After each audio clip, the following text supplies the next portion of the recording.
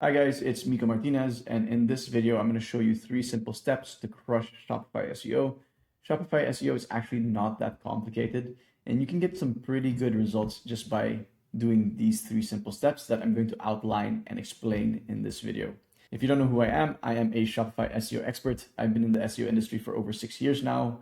I've worked on over 200 projects, and I've helped scale some of them to over 7 figures in annual revenue. So let's get to the video. So 3 simple steps to crush your Shopify SEO. What's the first step? Of course, it's optimizing your collection and product pages, your shopping pages. Why? Because when it comes to Shopify SEO, when it comes to e-commerce SEO, revenue growth really comes from ranking your shopping pages, not from your blog posts. We've seen this time and time again.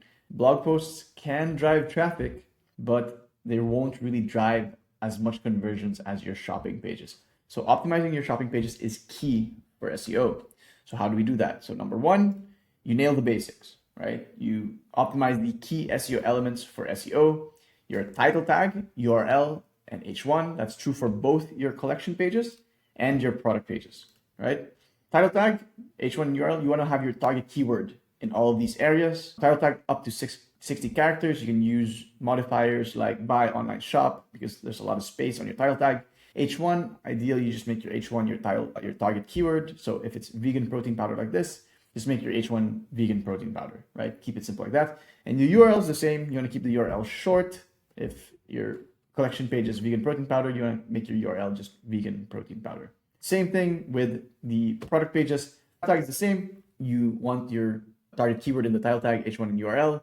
Title tag, again, you have more characters to use there, so you can use some secondary keywords or some modifiers if you like.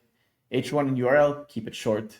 Just whatever the target keyword is, that's what you use on the H1 and URL. So after the basics, what else do you need to do? Because most people understand the basics and can get this done pretty easily.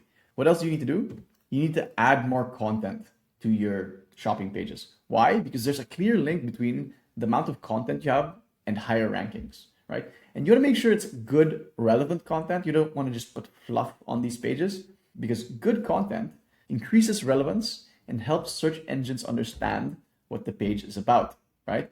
It's basically what differentiates you between your brand and, let's say, something like Amazon. Amazon is a broad, general e-commerce site. They're not an expert or authority on anything. So how do you outrank a broad or general site like Amazon? By showing the search engine that you are the authority or expert in whatever industry you're in. And how do you do that? By adding more content on your shopping pages, your collection pages, showing the search engine, oh, I'm answering all the questions my potential customers might have, so I am the expert, not Amazon. I deserve to rank higher than Amazon. So how do we do that? How do we add content to our, collection pages tastefully? This is the design we always like to go with. This is how we structure our collection pages. We have the H1 on top, short description below that, then the product grid below that. And that's typically where most people stop. But below the product grid, we like to add a detailed category description, some frequently asked questions below that, and some featured reviews at the bottom. Again, the goal here is to add relevant, useful content to these shopping pages so that the search engine sees your brand as the expert or authority in your industry, because you're answering all the questions your potential customers might have. And it's the same thing with product pages, right? This is the template we like to use. Again, very, similar to most product pages. H1 here, product images here, short description, features, specifications. But below that, we have a more detailed product description, some frequently asked questions, and then reviews at the bottom, of course, because this is a product page, right? Again, with regards to product pages, the goal is twofold. Number one, obviously you still want to prioritize conversion rate optimization, because a high conversion rate signals to the search engines that users are actually finding what they're looking for.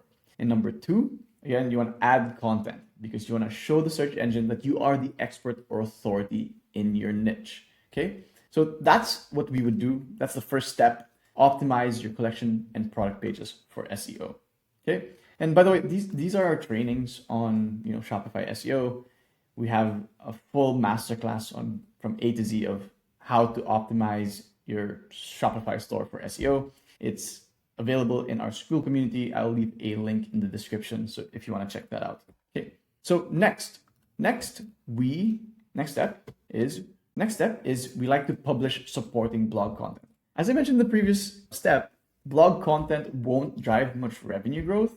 However, blog content does help boost the rankings of your shopping pages via internal linking and topical authority. Again, the general goal when it comes to SEO is to show the search engine that you are the expert or authority in your industry. And blog posts will help with that through internal linking, because internal linking improves user experience and basically spreads your link juice throughout your site. And the second thing, and very important thing, is topical authority. Every supporting blog post you publish builds your expertise and trust in the eyes of the search engine, aka Google, right? So yeah, that's what I mentioned, internal linking, topical authority. This is typically how we like to do our internal linking. This is what we found to be the most effective, right? This can be your shopping page, and you want to feature your most important, your key shopping pages, whether it's a collection page or product page on your homepage and navigation, of course, right? Because your homepage has the highest backlink equity. Your homepage usually acquires or attracts the most backlinks. So you want to funnel that link juice to your most important pages, which is usually your collection or product page, right?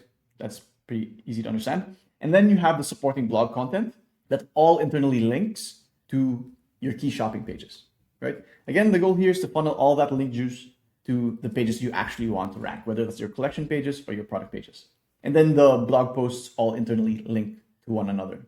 And I actually have a separate video, on the best internal linking strategy going over this setup, because yeah, I can go into the details, but instead I recommend you just check out that video. You can find it on my YouTube channel.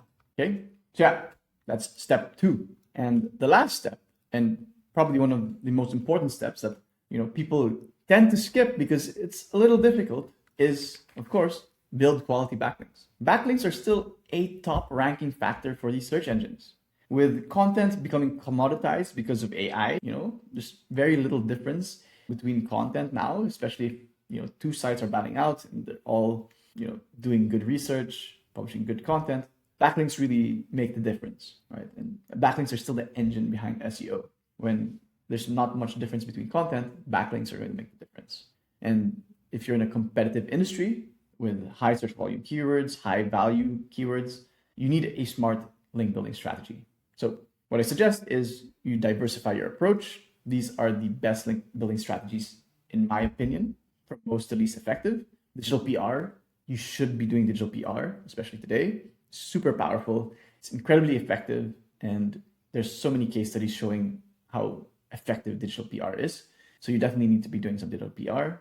And then majority of the links we actually build in-house are guest posts and link insertions. Why? Because they're reliable. They work. And yeah, it's not as difficult to get these guest posts and link insert links compared to digital PR, right? So yeah, you want to diversify your approach, because again, if you're just building guest posts and link insertions, then it doesn't look natural, okay? And then the next thing is you want to only build quality backlinks. You want to vet your backlinks. You want to make sure the backlinks are relevant to your brand. They're coming from real sites with real organic traffic, like traffic's not being gamed. These sites aren't being built for the purpose of solely selling guest posts, because you'll find a lot of sites like that. And just generally no spammy vibes, right? And then when you build these links, ideally you build them to your homepage, your collection pages, and your blog posts. So we typically like to build half of these backlinks to our homepage, or our homepage will just naturally attract most of these backlinks.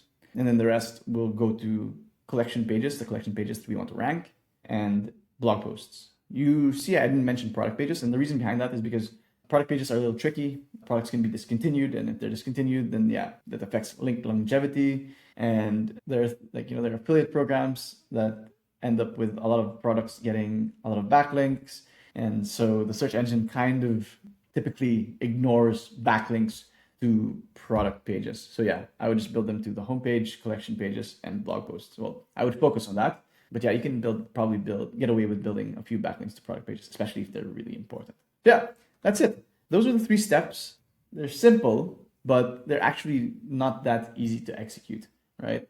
And if you want to learn more about each of these steps, I recommend checking out the other videos on my YouTube channel. I recommend checking out our school community. I'm going to leave a link below. I recommend even like signing up to our newsletter. I send daily insights on how to improve your SEO. So yeah, I hope you found this helpful. Thanks for listening. Cheers.